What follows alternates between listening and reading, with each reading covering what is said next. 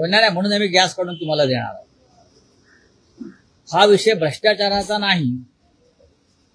हा विषय मोदींनी आतापर्यंत सगळं काय अडाणींना विकलं भाजपने.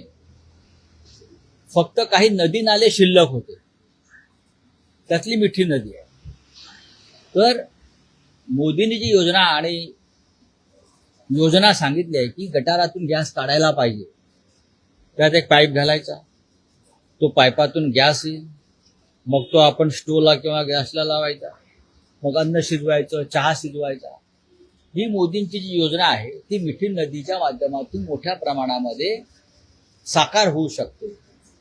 जिथे जिथे गटार आहेत त्या गटारांची किंमत आता वाढली आहे.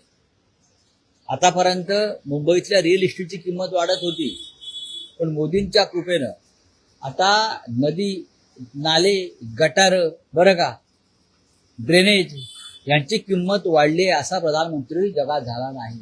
गटारांनाही किंमत आली. भारतीय जनता पक्ष आता गटारांना राष्ट्रीय संपत्ती घोषित करा असे सांगण्याची स्थिती मला दिसते.